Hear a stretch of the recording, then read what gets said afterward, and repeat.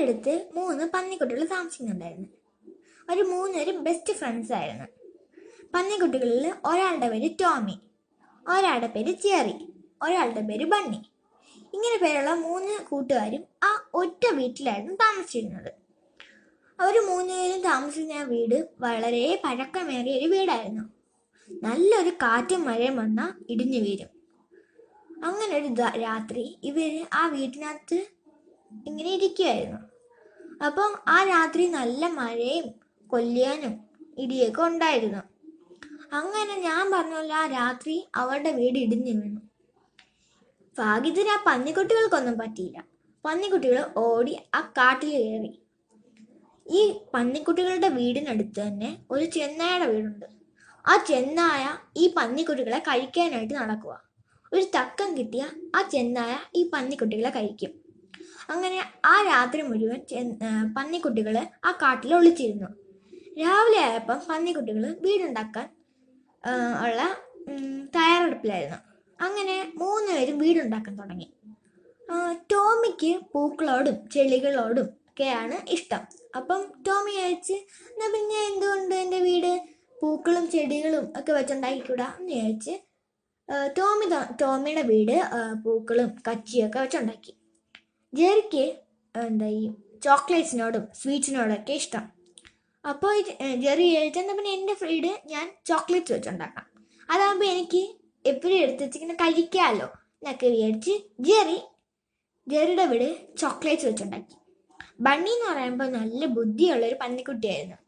ബണ്ണിക്കറിയാം അവൻ്റെ വീട് നല്ല ഉറപ്പോടെ ഇരിക്കണമെങ്കിൽ സിമെൻറ്റും പാറയും കട്ടയൊക്കെ കല്ലും ഒക്കെ എടുത്ത് വെച്ച് ഉണ്ടാക്കണമെന്ന്. അങ്ങനെ ബണ്ണിയുടെ വീട് നല്ല ബുദ്ധിപൂർവ്വം കല്ലും സിമെൻറ്റും ഒക്കെ വെച്ചുണ്ടാക്കി. അങ്ങനെ ഒരു രാത്രി ഇവരുടെ വീടിനടുത്തുള്ള ആ ദുഷ്ടനായ ചെന്നായ ടോമിൻ്റെ വീട്ടിൽ വന്നിട്ട്, പന്നിക്കുട്ടിയെ കതവ് തുറക്കൂ എന്ന് പറഞ്ഞു. അപ്പോൾ ഈ ടോമി പേടിച്ചിട്ട് പറഞ്ഞു, നിനക്ക് എന്നെ പിടിക്കാൻ പറ്റത്തില്ലെന്ന് പറഞ്ഞു. അപ്പോൾ ഈ ചെന്നായ ഭയങ്കര കോൺഫിഡൻസോടെ പറഞ്ഞു, എനിക്ക് എൻ്റെ ഒരു ശ്വാസം കൊണ്ട് നിന്റെ വീട് പൊട്ടിക്കാൻ പറ്റും എന്ന് പറഞ്ഞിട്ട് ഹഫ് പഫ് എന്ന് പറഞ്ഞ് ചെന്നായ ടോമിൻ്റെ വീട് പൊട്ടിച്ചു കളഞ്ഞു. ടോമിൻ പേടിച്ച് ജെറിയുടെ വീട്ടിൽ പോയി. ജെറിയുടെ വീട്ടിൽ പോയപ്പോൾ ജെറി ചോദിച്ചു, എന്ത് പറ്റി ടോമി? അപ്പോൾ ടോമ് പറഞ്ഞു, എന്നെ ആ രാക്ഷസൻ ആയ ചെന്നായ പിടിക്കാൻ വരുന്നു, അവൻ എന്നെ കഴിക്കും എന്ന് പറഞ്ഞു. അപ്പോൾ ജെറി പറഞ്ഞു, കുഴപ്പമില്ല, നീ ഇവിടെ നിൽക്കൂ എന്ന് പറഞ്ഞു. അങ്ങനെ ആ ദുഷ്ടനായ ചെന്നായ ജെറിയുടെ വീട്ടിൽ വന്നിട്ട് പറഞ്ഞു, പന്നിക്കുട്ടികളെ കതവ് തുറക്കൂ. അപ്പം ജെറി പറഞ്ഞു, നിനക്ക് നമ്മളെ പിടിക്കാൻ പറ്റത്തില്ല. അപ്പം ചെന്നായ പറഞ്ഞു, ഞാൻ എൻ്റെ ശ്വാസം കൊണ്ട് നിങ്ങളുടെ ഈ വീട് പൊട്ടിച്ചു കളയും എന്ന് പറഞ്ഞ് ഹഫ് ബഫ് എന്ന് പറഞ്ഞ് ജെറിയുടെ വീടും ചെന്നായ നിഷ്പ്രയാസം പൊട്ടിച്ചു കളഞ്ഞു. ഇവർ 2 പേരും പേടിച്ച് ബണ്ണിയുടെ വീട്ടിൽ ഓടിച്ചിരുന്നു.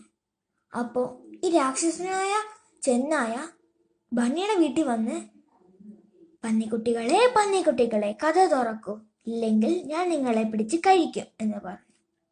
അപ്പോൾ ബണ്ണി പറഞ്ഞു, നിനക്ക് ഞങ്ങളെ പിടിക്കാൻ പറ്റില്ല, നീ അത്ര ശക്തിമാനാണെങ്കിൽ ഞങ്ങളെ പിടിച്ചു നോക്കൂ എന്ന് പറഞ്ഞു. അപ്പോൾ ചെന്നായ പറഞ്ഞു, നീ എന്നോടാണോ മത്സരം വെക്കുന്നേ എന്ന് പറഞ്ഞ് ഹഫ് ബഫ് എന്ന് പറഞ്ഞ് ബണ്ണിയുടെ വീട് പൊട്ടിക്കാൻ നോക്കി. പക്ഷേ ബണ്ണിയുടെ വീട് കല്ലും സിമെന്റും ഒക്കെ വെച്ചുണ്ടാക്കിയാണ്ട് നല്ല ശക്തിയുള്ളതായിരുന്നു.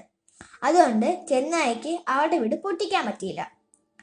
അപ്പോൾ സത്യം മാത്രമേ എല്ലായ്പ്പോഴും ജയിക്കൂ എന്നാണ് ഈ കഥയിൽ നിന്ന് പറയുന്നത്.